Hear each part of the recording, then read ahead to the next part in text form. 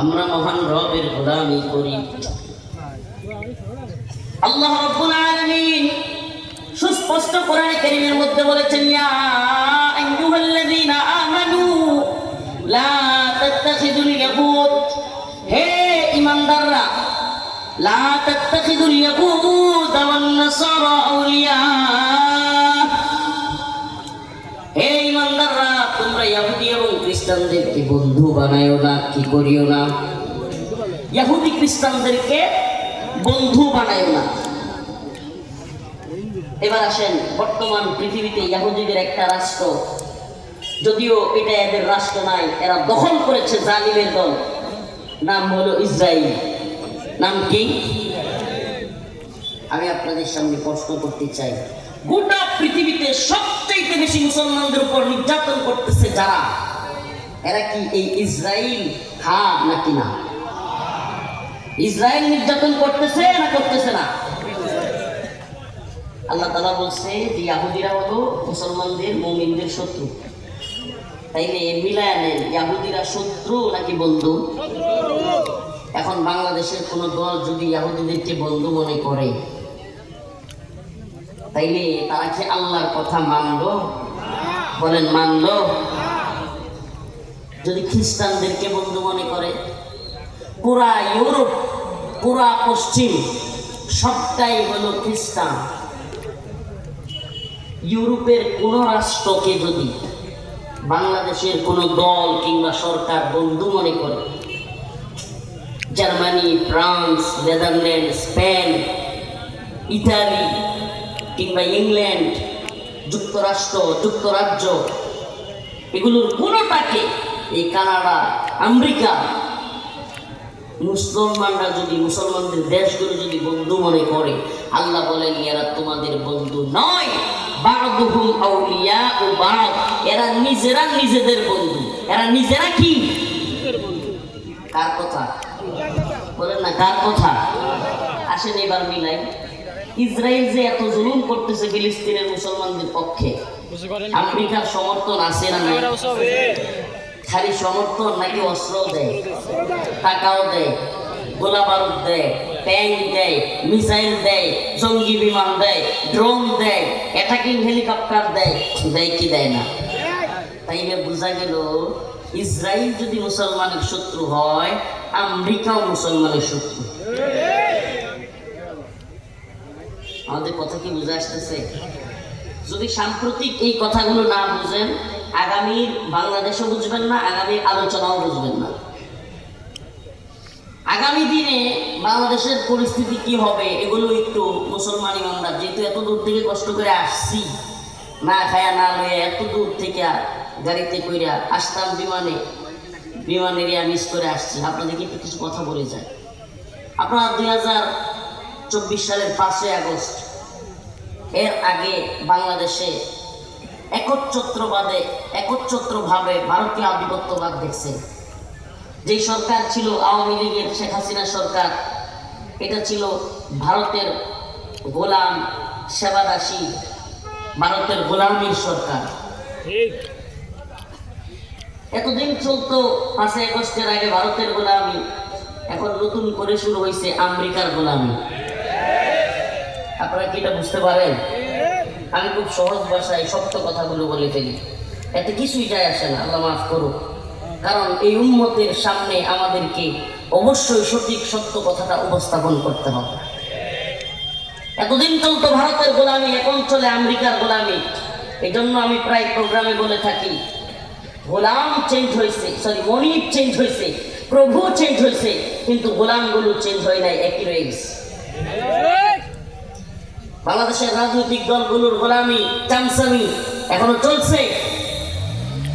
মনিব চেঞ্জ হয়েছে, ভারত থেকে মনিব আমেরিকার দিকে গেছে, না জানি আল্লাহ, না জানে আল্লাহ ভালো জানে সামনে কোন দিকে চলে যায় প্রভু। রাশিয়া, এদেশের কোন কোন রাজনৈতিক দলের মনিব প্রভু হইল রাশিয়া, কোনটার চীন, কোনটার আমেরিকা, কোনটার ভারত। নাউজুবিল্লাহ। এদেশের তথাকথিত দেশপ্রেমিক ধ্বজাধারী, স্লোগানধারী রাজনৈতিক নেতারা এরা আল্লাহ কোরআন অবমাননা হইলে প্রতিবাদ জানাইতে পারে না। এরা আল্লাহ কোরআনকে পায়ের নিচে রাইখে লাথি মারলে নাউজুবিল্লাহ, আল্লাহ কোরআনকে ছিঁড়া লাথি দিয়া ফেসবুকে ভিডিও আপলোড দিলে এদের চেতনা জাগ্রত হয় না, এরা কোনো প্রতিবাদ জানাতে পারে না। এদেশে আল্লাহ রসুলকে নিয়ে কটূক্তি করলে এরা কোনো প্রতিবাদ জানাইতে পারে না। এদেশের মধ্যে ইসকন আমাদের ভাই আলিফকে হত্যা করলে এদের কোনো শক্ত আওয়াজ দেখা যায় না। ধরবার জন্য, মামলা করবার জন্য এদের কোনো প্রচেষ্টা দেখা যায় না। এদেশে ইসকনের সন্ত্রাসীরা একজন আলেমকে গুম করে পায়ে হাতে বেঁধে তারপরে সীমান্তের কাছাকাছি নিয়ে ফেলে দিলে, কুড়িগ্রামে নিয়ে কিংবা পঞ্চগড়ে নিয়ে ফেলে দিলেও এদেশ গরম হয় না, গ্রেফতার হয় না। কিন্তু আমাদের একজন ভাই ইসকনের বিরুদ্ধে, হিন্দুত্ববাদীদের বিরুদ্ধে আন্দোলনে একটা খাটের রাইফেল নিয়ে যাওয়ার কারণে আমাদের ভাইকে তুরাক্তানায় গ্রেফতার করা হয়। জানতে মনে চাই, ভারতের গোলামি 5 আগস্টের আগে করেছো ও হিন্দুত্ববাদী দলের প্রশাসনেরা, এখনো যদি হিন্দুত্ববাদের দালালি করো, তোমাদের বাপ-দাদাদের যে পরিণত হয়েছে 5 আগস্টের পরিণতি আবার তোমাদেরকে ভোগ করতে হবে। বাংলার জমিনে হিন্দুত্ববাদীদের আগ্রাসন থাকতে দেওয়া হবে না ইনশাআল্লাহ। এদেশের জমিন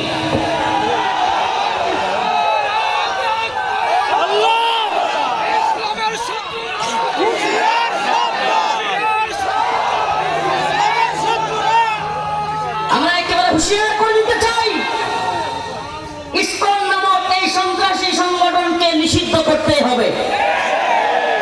এই কথা বলে না মুসলমান? ইসকন ক্যামেরা নিছে মজা নেওয়ার বিষয় তো, হ্যাঁ আমি তো মজা নেওয়ার জন্য কাজ করতেছি। মুসলমানদের এত বড় সেন্সিটিভ ইস্যুতে আপনার চেতনা যদি হাসির চেতনা হয়, তাহলে আপনি ঘোড়ার ডিম কিছু করতে পারবেন না।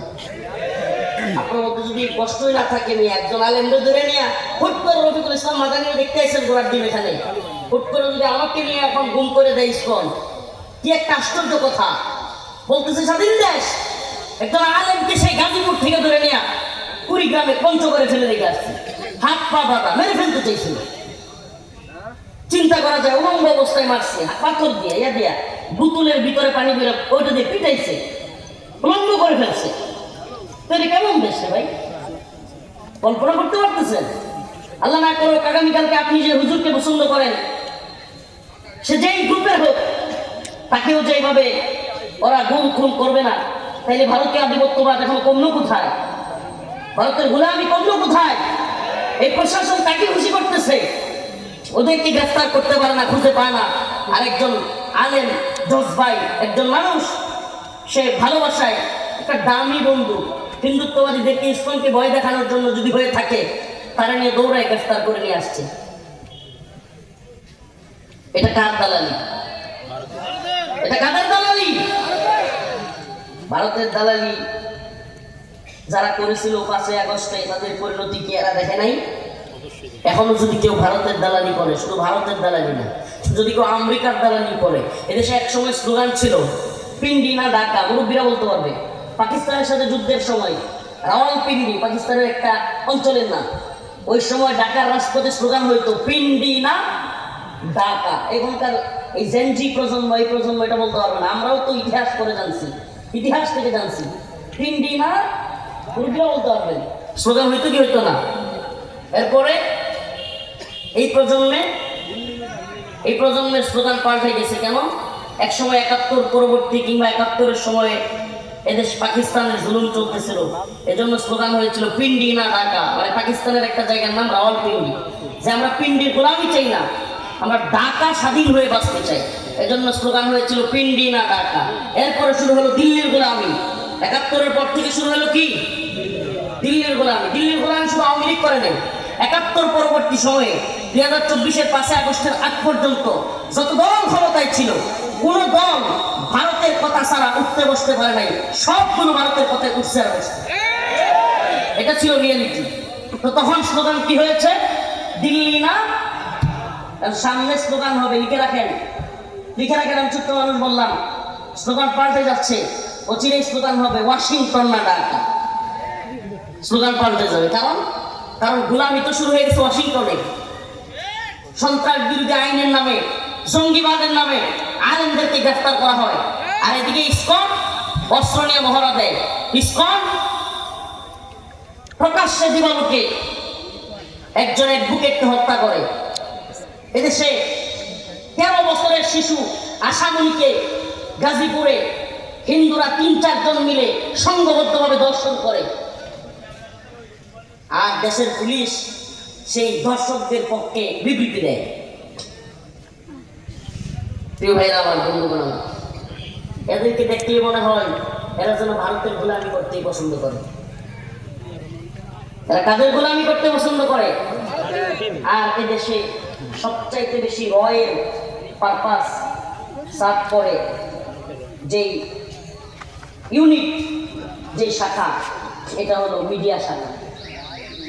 এই মিডিয়া, এই কুখ্যাত মিডিয়া, এই দাজ্জালি মিডিয়া, আমি মেইন স্ট্রিম মিডিয়ার কথা বলছি। ইউটিউবাররা তো মিডিয়ার একটা ছোট পার্ট, এরা তো এই ইউটিউবাররা তো ওয়াজ মাহফিলে আসে, এদের বিষয় বলছি না। মেইন স্ট্রিম মিডিয়া যেটা, এদেশের টিভি চ্যানেলগুলো কিংবা এদেশের যেগুলোকে বলা হয় মেইন স্ট্রিম, এরা কি করে? এরা দেখবেন ছোট্ট আশামণি 3 জন হিন্দু মিলে দর্শন করছে, দেখবেন এটা নিউজ নাই, এত বিষয় এটার কোনো কি নাই, নিউজ নাই। কিন্তু যখনই মুসলমানরা একটা ইস্যু করবে, পুরো বাবা নিউজ মিডিয়া প্রচার একের পর এক। এই যে মনে নেই আপনাদের কোন মহিলা হিন্দু টিপ করছিল, পুরি বাবা একটু টিপের জন্য পুরো দেশ আউলে গেছিল, যদি ওই পুলিশের চাকরি চলে গেছে। আমি জানি না, আপনারা সব ভুলে যান। কয়জনের মনে আছে? আপনাদের তো টিপকাণ্ডের কথা মনে আছে? হায়রে বাঙালি জাতি, 2 জন হাত তুলছে। এত অসচেতন হলে চলে না। আমরা এত অসচেতন বলি আর আমাদেরকে মারে। সচেতন থাকতে হবে, নাইলে প্রত্যেকটা আঘাতের পাল্টা আঘাত দিবেন কেমনি? বুঝলেন? আমাদেরকে একটা আঘাত করলে ওদেরকে আমরা পাল্টা আঘাত করবো, সেটা আমার মুখের কথা নয়, এটা আল্লাহ বলছে। ইন্নাল্লাহা আশতারা মিনাল মুমিনিনা আনফুসাহুম ওয়া আমওয়ালাহুম বিআন্না লাহুমুল জান্নাহ ইউকাতিলুনা ফি সাবিলিল্লাহ ফায়াকতুলুনা ওয়া ইউকতালুন। তোমরা মারো এবং মরো, আগে মারো তারপরে মরো, খাইলে মরার কথা বলে না। আল্লাহ তাআলা খালি মায়ের খাওয়ার কথা বলে, মায়ের খাওয়া যেমন সুন্নত, মায়ের দেওয়াও সুন্নত। কাফের মুশরিকদের শুধু আঘাত খাওয়া যাবে? বলেন, আঘাত খাওয়া যাবে? শুধু আঘাত খাওয়া যাবে না, মাইক খাইতে খালি চাই এই কথা বলবেন না। মুখ পেতে দেব, উন্মুক্ত বুকে যত আঘাত করতে পারো।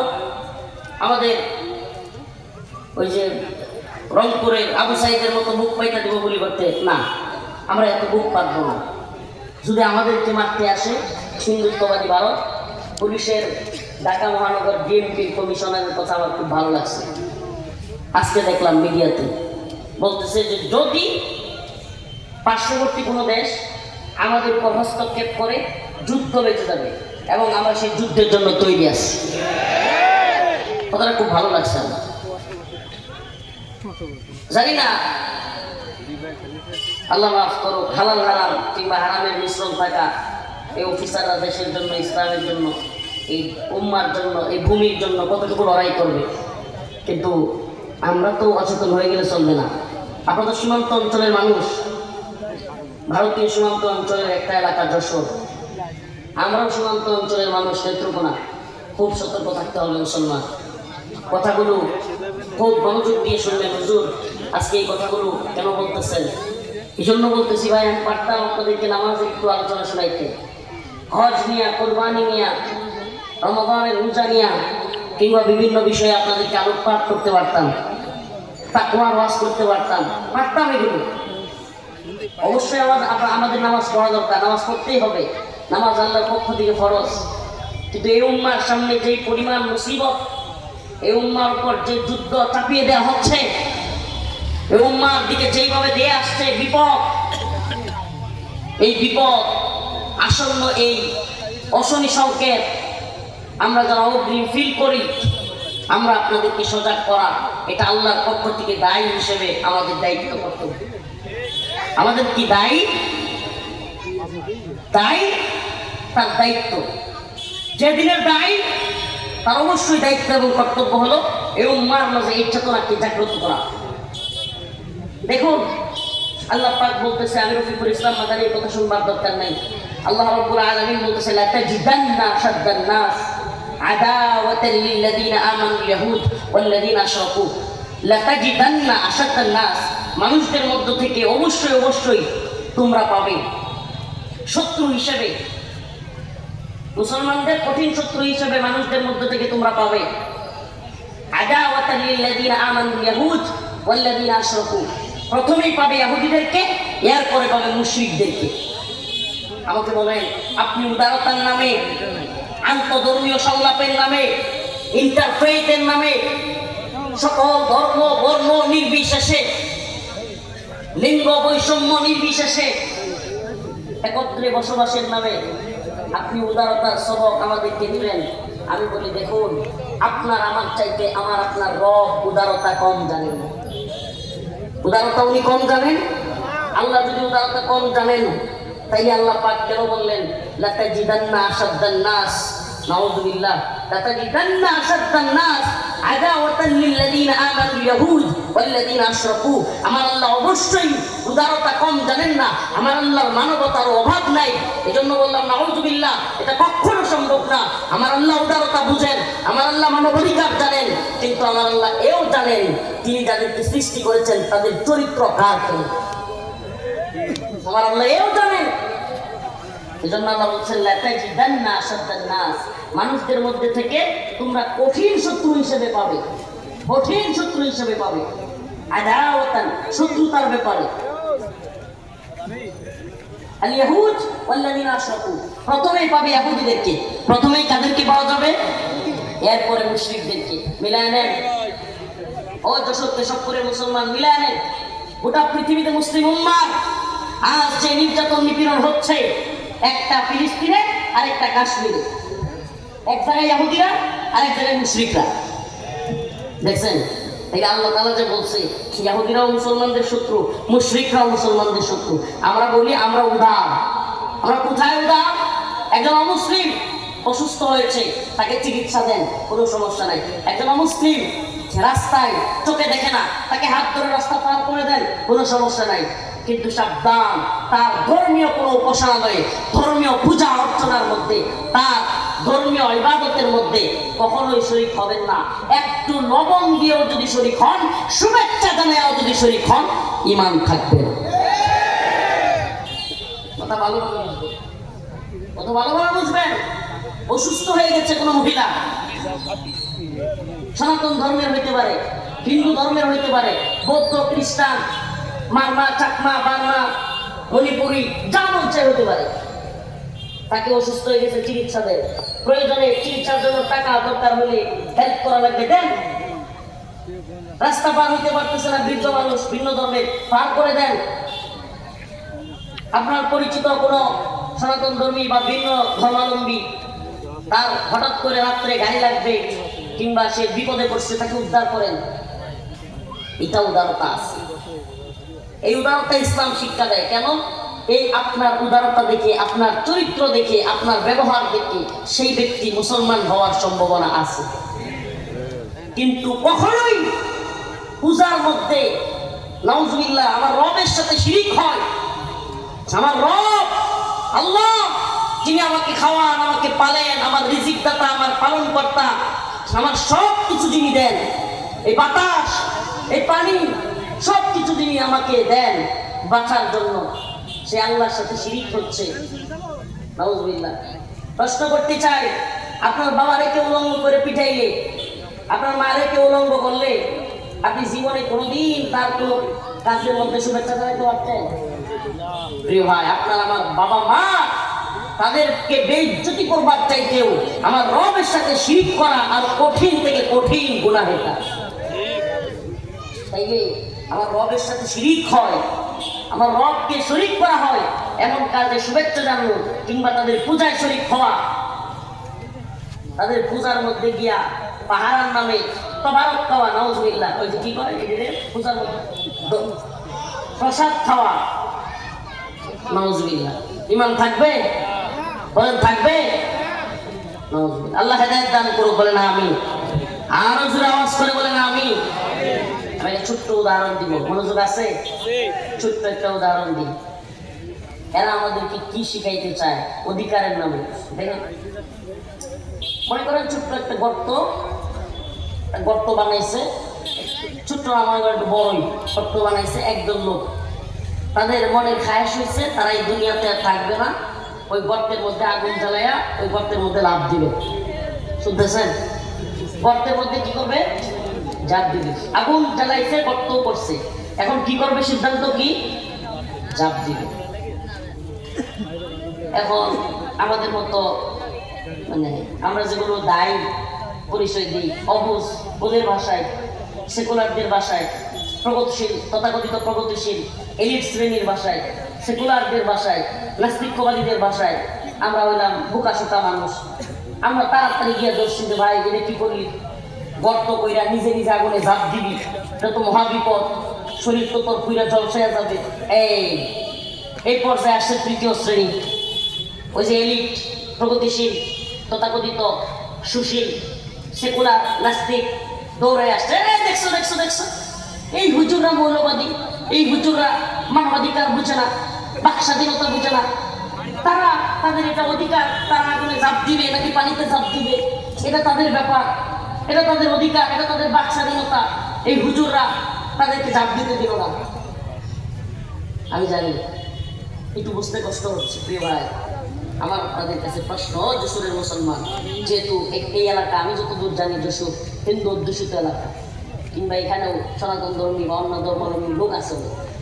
আমার প্রশ্ন, যারা কিনা ইসলাম ব্যতীত অন্য ধর্মে বিশ্বাসী, ইসলাম কি বলে, কোরআন কি বলে, তারা কোথায় যাবে? জান্নাতে না জাহান্নামে? এই কথা বলেন, কোথায় যাবে? তাহলে জাহান্নামে আগুন আছে না নাই? তাহলে আমি মুসলিম, আমি জানি আমার রব বলেছেন ইন্নাল্লাযীনা আমানু ওয়া আমিলুস সালিহাত কানাত লাহুম জান্নাতুল ফিরদাউসি নুজুলা। যে ব্যক্তি ঈমান এনেছে এবং নেক আমল করেছে সে যাবে জান্নাতে। সে কোথায় যাবে? ইন্নাল্লাযীনা আমানু ওয়া আমিলুস সালিহাত কানাত লাহুম জান্নাতুল ফিরদাউসি নুজুলা। আবার অন্য এক আয়াতে আল্লাহ বলেন ইন্নাল্লাযীনা কাফারু মিন আহলিল কিতাব ওয়াল মুশরিকিন ফি নারি জাহান্নাম। আল্লাহ বলেন আর যারা কুফরি করেছে, আল্লাহর সাথে শিরিক করেছে, মিন আহলিল কিতাব ওয়াল মুশরিকিন, যারা আল্লাহর সাথে শিরিক করেছে, মুশরিক, ফি নারি জাহান্নাম, তারা কোথায় যাবে? তারা কোথায় যাবে? স্বয়ং কে বলেছেন? আমার আল্লাহ বলতেছেন তারা জাহান্নামে যাবে। মুশরিক, হিন্দুত্ববাদী হোক, ব্রাহ্মণ্যবাদী হোক, ইহুদি হোক, খ্রিস্টান হোক, মারমা হোক, চাকমা হোক, বৌদ্ধ হোক, মুসলিম ছাড়া অন্য সকল ধর্মাবলম্বীরা কোথায় যাবে? জাহান্নামে। মাদার তেরেসা হোক, নেলসন ম্যান্ডেলা হোক, মোদির মা হোক, আর যেই হোক, মোদির মা কইলে আসে, মোদির মা কইলে দিয়ে জানেন, মোদির মা যখন মারা যায়, আপনারা তো নিউজগুলো মনে রাখেন না, এইগুলো বলতে কষ্ট হয়, শহরে মনে রাখেন। মোদির মা যখন মারা গেছিল তখন শেখ হাসিনা ক্ষমতায় ইয়া বড় এক বিবৃতি দিছিল আমাদের শেখ হাসিনা। মোদিজি কে মা, আপনার এই প্রয়াণে আমরা খুব মর্মাহত, আপনার উভয় জগৎ কল্যাণময় হোক, ভালো হোক। এক বিশাল বিবৃতি দিয়েছিল আমাদের লেডি ফ্রাউন, মহিলা ফ্রাউন হাসিনা। এই জন্য বলি আমাদের লেডি ফ্রাউন হাসিনা বড় এক বিবৃতি দিলেই কি মোদির মা আখেরাত ভালো হয়ে যাবে? এই জন্য বলছি যে মোদির মা হইলে মাদার তেরেসা হোক, নেলসন ম্যান্ডেলা হোক, কিংবা হাসিনা দোয়া করা মোদির মা হোক, যদি কাফের অবস্থায় মৃত্যুবরণ করে, মিন আহলিল কিতাব ওয়াল মুশরিকিন ফি নারি জাহান্নাম। আপনি যেই দলের নেতা হন, যেই দলের আমির হন, যেই দলের পীর হন, যত বড় শায়েখ হন, যত বড় বক্তা হন, যত বড় নেতা, যত বড় লিডার হন, এমপি হন, মন্ত্রী হন, কিংবা যে হন, যদি আপনি বলেন আমি মুসলমান, আপনার আকীদা, আপনার ঈমান হইতে হবে মুসলমান হইলে জান্নাতি, কাফের হইলে জাহান্নামী। আর যদি বলেন মুসলমান ছাড়াও জান্নাতে যাইতে পারে, আমি বলবো আপনি ঈমানদার না। আপনার ঈমান এখনো সঠিক না। বলবেন হুজুর কেমনে? আল্লাহ বলেন আফাতুমিনুনা বিবাদিল কিতাব